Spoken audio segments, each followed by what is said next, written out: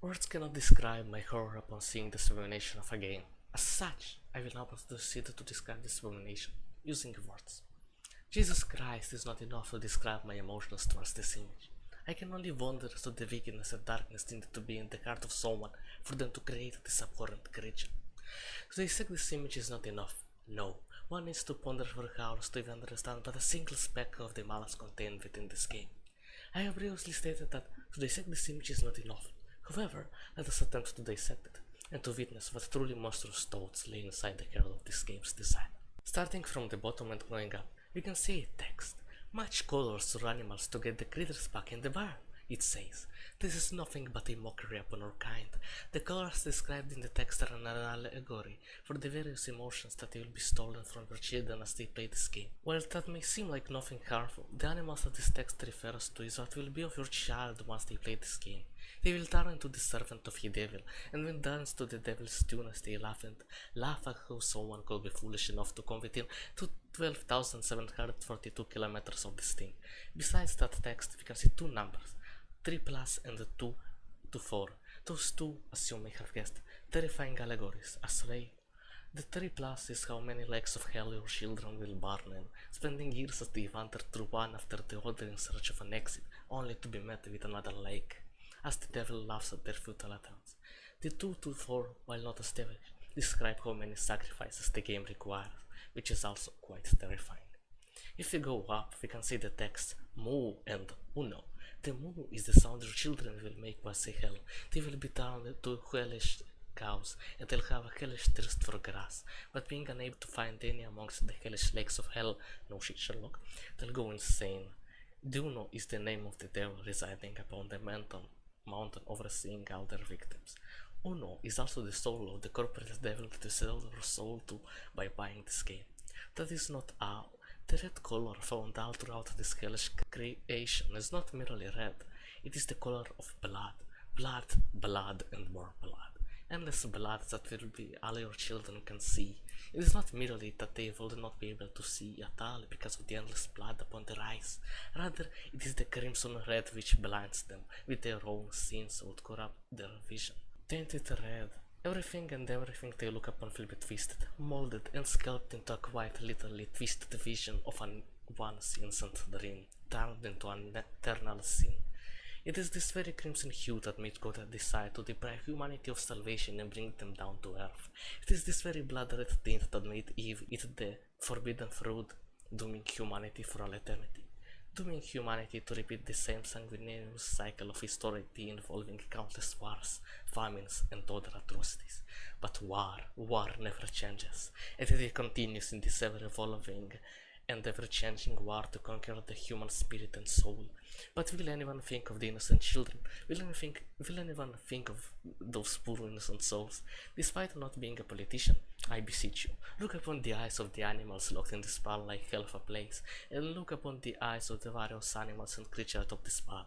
Is this what humanity has come to? Is this what we wish to see by letting them play Uno trademark? This is unacceptable, utterly unacceptable. We need to stop this, to have someone which can bestow salvation upon humanity. But it seems like we're all forgetting something. Sure, children burning in hell for all eternity might be a little bad, but the real hell is on earth. While in hell, at least the children know that they're doomed for all eternity to repeat emotionlessly and perpetually the same few actions in an unstoppable Ouroboros of death and rebirth. But at least they know that this will happen. They have already experienced those few manner of things, and as such, know that they will continue to do so.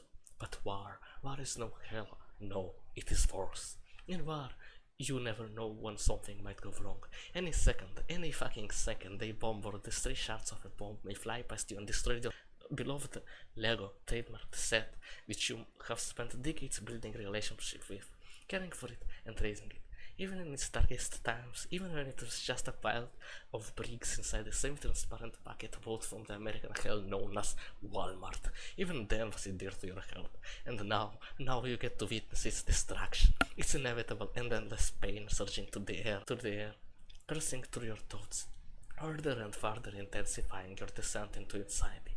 How can such a thing exist? How can such an evil, abhorrent, wicked, Roblox-like, death-creating and life-destroying toy exist? It may be gone, but my comrade, my Lego treatment, set number 5857-1, column, Saffron's Amazing Bazaar.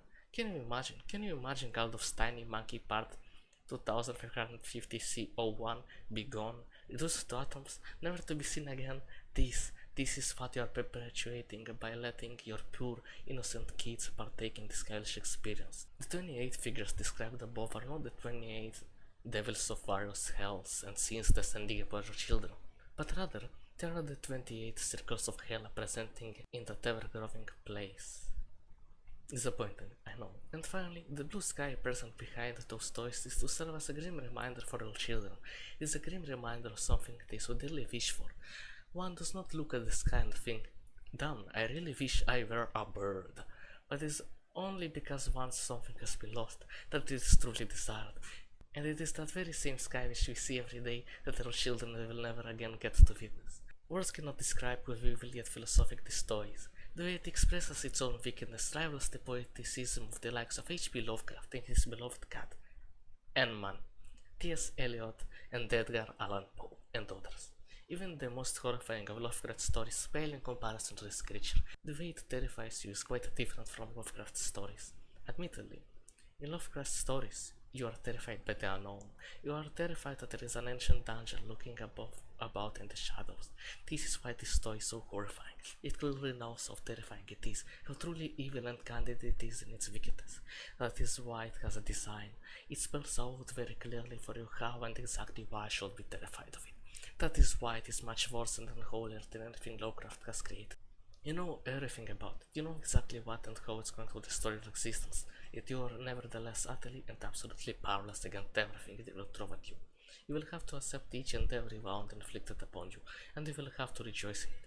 Truly, some of Lovecraft's characters have lived to see the day after encountering those horrors, yet your children never will.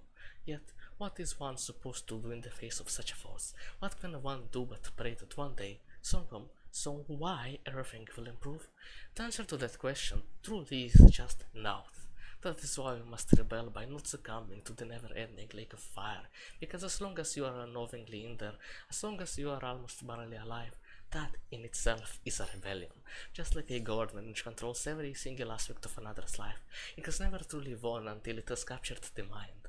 And that is why we must rebel by conserving one's mind and persevering in the face of such a never-ending punishment. Just like Albert Camus once famously stated, one must imagine Sisyphus happy. Even in the face of such a disaster, one can remain blissfully unaware to everything happening outside and be blissfully ignorant as to one's own circumstances by the power of schizophrenia and psychosis.